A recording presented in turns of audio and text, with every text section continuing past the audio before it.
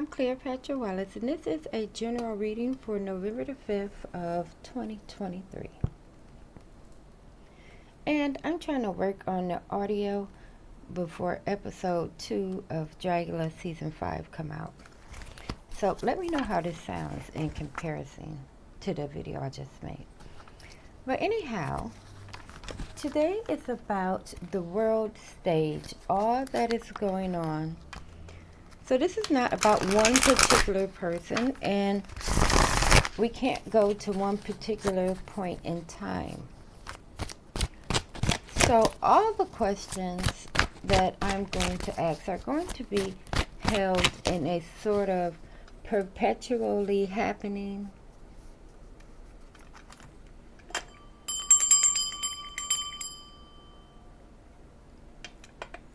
Now, I believe today is day 30 of the war between Hamas and Israel, and it is an absolute disaster.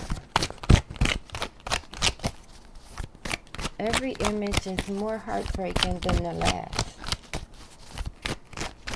And this is Spirit Halloween deck, by the way. My first time using it here.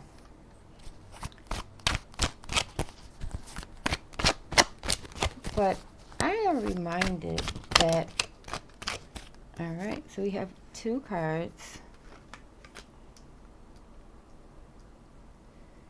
And we're going to keep going till I get 4 or more. If the cards fall to the floor, I only read the ones that fall face down. And if too many come out, I will take the top and the bottom. I'm going to try to keep a good grip on them. Oops.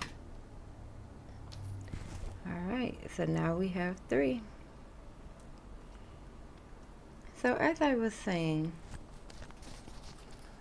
about 10 years ago, there was this theory that the Bible had already happened, meaning the events in Revelation, the rapture, all of that good stuff had already happened. Now, when I first heard this theory, I was like, could that actually be? And of course, Spirit reminds me that they did manipulate the timeline, because the timeline used to be I and T, not BC and AD. Alright, so now we have 4 cards. Okay, Spirit wants to get more. A few more. And also at the same time, I am reminded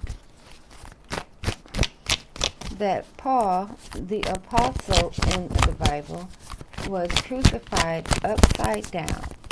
Now some say he wanted to be crucified upside down because he didn't think he was worthy of being crucified the same way as Jesus. But that is not right. That's not true. He wanted to be crucified upside down because he felt the world was upside down. The world was somehow in reverse. And when things are set right and turned back the right way, he too will be turned back the right way, even though he's on the cross. Alright. Now we have quite a bit. Let's start turning them over.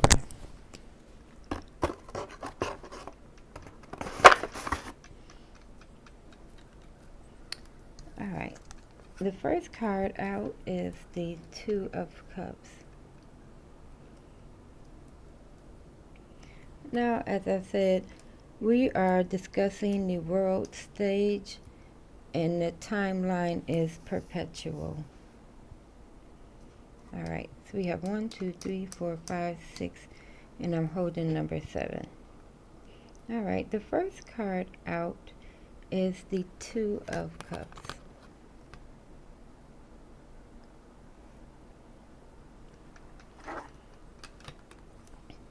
And on it, as you can see, there is the unicorn. Now, as we know, I've never seen any evidence that unicorns were real. But, and I guess in order for them to exist even in the realm of fantasy, somewhere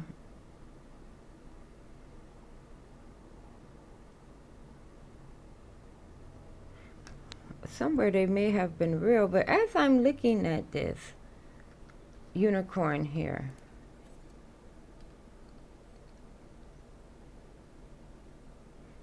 it kind of looks like a goat to me.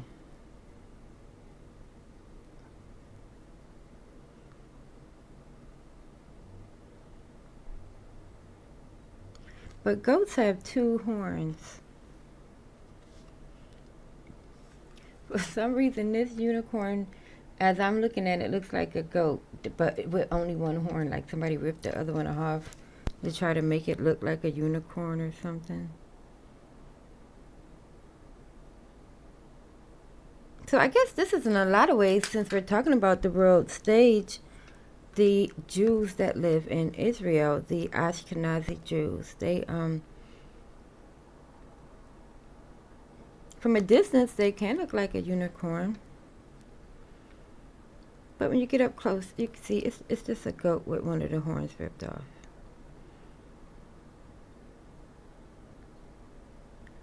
And Spirit says this is like identity theft on a grand level.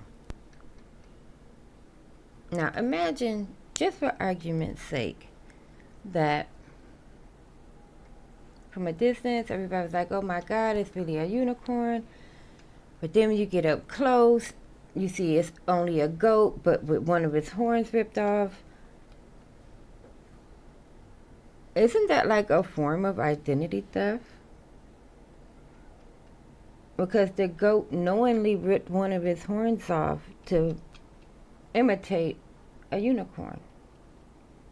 So we are dealing with identity theft on a huge level.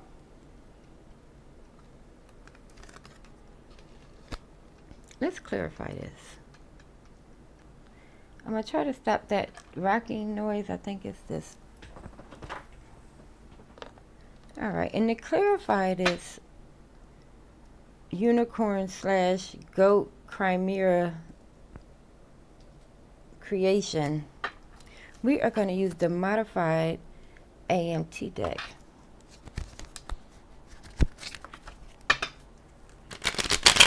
Oh, didn't like that.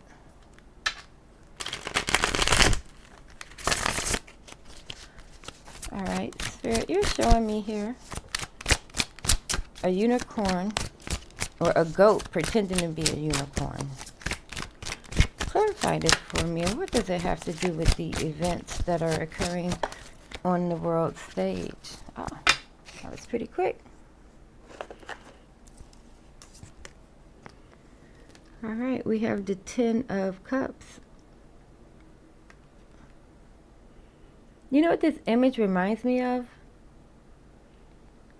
It's like the Olympics when all the rings are all together.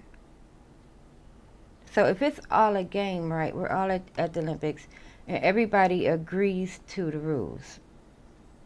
Like, you know, you have to do this, you have to hit marks, you know, you have to qualify to be in the Olympics. This is like the United Nations.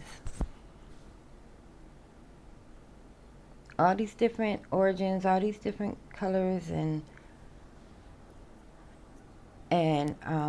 points of interest, all agreeing that this is really a unicorn, even though it's a goat.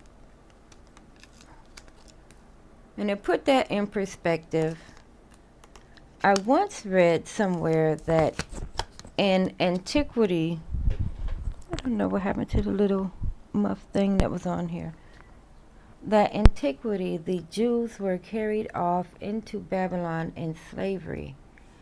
They left black and they came back white. Let's go to the next card. The next card we have is the Magician, the Warlock. Now this looks very much like one of those leaders. Looks very much like that man. Mama, there go that man again. That man that gave that speech. the Hezbollah leader. Doesn't that look like him? The magician is the role. And you may say, well, what's magical about being upset? There's nothing really magical about being upset, but there's something magical about being able to unite a whole bunch of people that previously wasn't even really getting along. But they're getting along now. They're having this magical moment. Let's clarify him.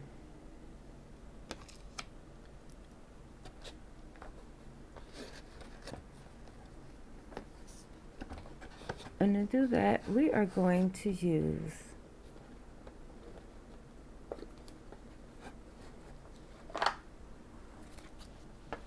the Beauty of Horror deck.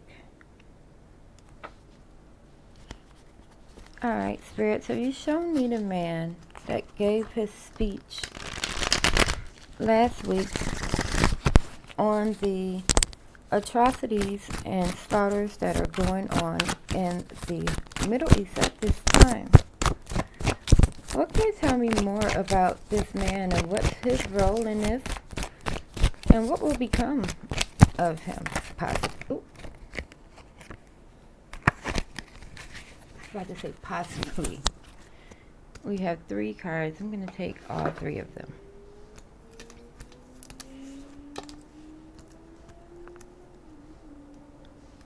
Alright.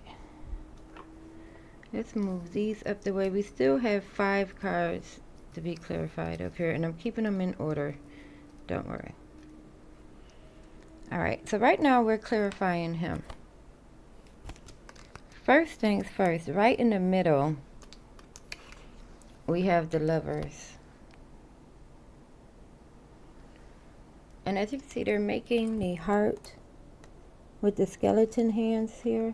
Because that's what's happening. These deaths and these murders, they are causing a big, great emotional response.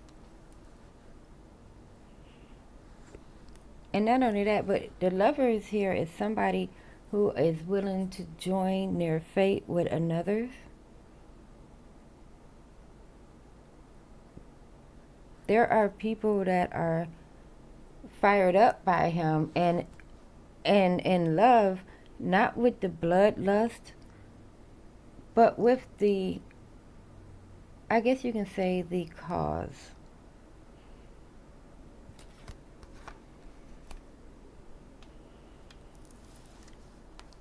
Also, we have the 10 of Cups. And as you can see, they are dancing here.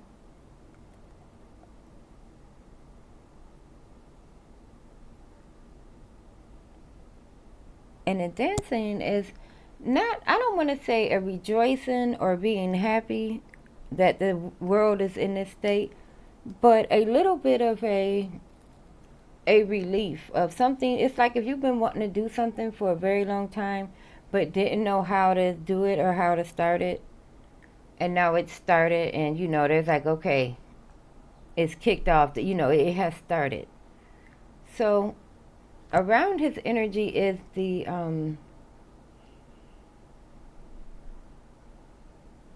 I guess you can say the waiting for this moment.